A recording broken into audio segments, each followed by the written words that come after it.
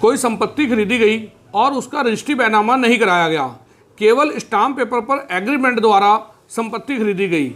ऐसी स्थिति में स्टाम्प पेपर पर एग्रीमेंट द्वारा खरीदी गई संपत्ति पर नहीं मिलता मालिकाना हक। जानिए इस संबंध में क्या है कानून। नमस्कार दोस्तों, मानवाधिकार के इस चैनल में मैं गुरबाज सिंह एडवोकेट आपका स्वागत करता हूं।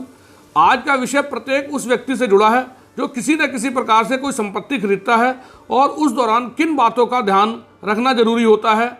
भारत के कई राज्यों में आज भी लोग जब कोई संपत्ति, मकान, दुकान, जमीन जायदाद खरीदते हैं तो उसे स्टाम्प पेपर पर विक्रयनामा के रूप में एग्रीमेंट लिखवा लेते हैं, लेकिन उसका रजिस्टर्ड विक्रय पत्र, सेल डीड, जिसे सामान्य भाषा में रजिस्ट्री बैनामा कहा जाता है, नहीं कराते हैं। रजिस्ट्री बैनामा ना कराने के भी कई कारण हो सकते हैं, लेकिन जो भी कारण रहे हों वह खरीदी गई संपत्ति पर स्वामित्व के अधिकार नहीं दिलाते। रजिस्ट्री क्या होती है, इसकी बात करें तो कोई प्रॉपर्टी खरीदने पर उसके मालिकाना हक को विक्रेता से क्रेता के पक्ष में ट्रांसफ़र करवाना ही रजिस्ट्री कहलाता है। साधारण शब्दों में कहें तो किसी ज़मीन के मूल दस्तावेजों पर उसके विक्रेता मालिक का नाम हटाकर क्रेता मालिक का नाम दर्ज कराना ही रजिस्ट्री है। भारत में रजिस्ट्री एक कानूनी प्रक्रिया है जिसके आधार पर ही जमीन की खरीद फरोख्त कानूनी रूप से वैध मानी जाती है। इस संबंध में कानून की बात करें तो आपको बता दें कि भारत में किसी भी प्रॉपर्टी को खरीदने या बेचने से जुड़े नियमों का प्रावधान इंडियन रजिस्ट्रेशन एक्ट यानी भारतीय पंजीकरण अधिनियम 1908 के तहत किया गया है। इस एक्ट की धारा 17 के तहत 100 रुपये से अधिक मूल्य की कोई भी प्रॉपर्टी किसी अन्य व्यक्ति के नाम पर ट्रांसफ़र करने पर रजिस्ट्री यानी सेल डीड कराना अनिवार्य होता है। इसका मतलब होता है कि यदि कोई भी संपत्ति, मकान, दुकान, जमीन जायदाद खरीदी जा रही है तो उसकी रजिस्ट्री बैनामा खरीदार द्वारा अपने पक्ष में कराया जाना अनिवार्य होता है। प्रॉपर्टी ट्रांसफ़र को अपने नज़दीकी सब रजिस्ट्रार ऑफिस में रजिस्टर्ड करवाना होता है।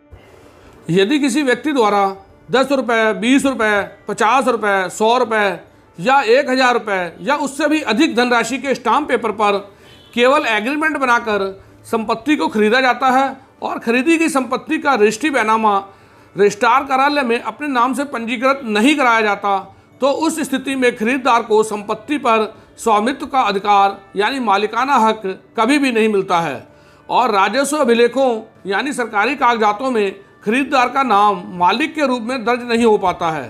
अपंजीकृत विक्रय पत्र पर खरीदी गई संपत्ति पर कुछ परिस्थितियों में खरीदार का कब्जा तो स्वीकार किया जा सकता है, लेकिन खरीदार को मालिकाना हक प्राप्त नहीं होता है। ऐसी स्थिति में खरीदार उस संपत्ति का म्यूटेशन यानी दाखिल खारिज भी सरकारी अभिलेखों में अपने नाम दर्ज नहीं करा सकता।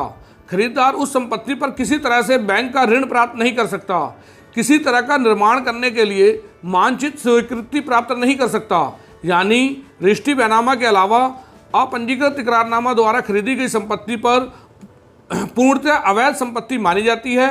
इस पर कोई मालिकाना हक प्राप्त नहीं होता। इस वीडियो के माध्यम से हमारे बताने का मुख्य उद्देश्य यह है कि कोई भी संपत्ति खरीदते समय यह निश्चित कर ले कि उसकी रजिस्ट्री यानी सेल डीड समय अनुसार पंजीकृत करा ली जाए और यदि किसी भी कारणवश खरीदी जाने वाली संपत्ति की रजिस्ट्री नहीं हो सकती तो अनावश्यक परेशानी से बचने के लिए ऐसी संपत्ति ना खरीदी जाए।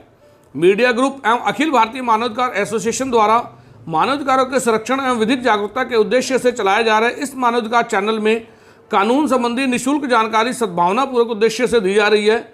यदि आपने इस मानवाधिकार चैनल को अभी तक सब्सक्राइब नहीं किया तो इस तरह की कानून संबंधी वीडियो देखने के लिए इस चैनल को सब्सक्राइब करिए, इस वीडियो को लाइक करिए, शेयर करिए, दोस्तों तक भी पहुंचाइए। हो सकता है यह वीडियो किसी जरूरतमंद के काम आए। वीडियो कैसी लगी कमेंट बॉक्स में बताइए। धन्यवाद।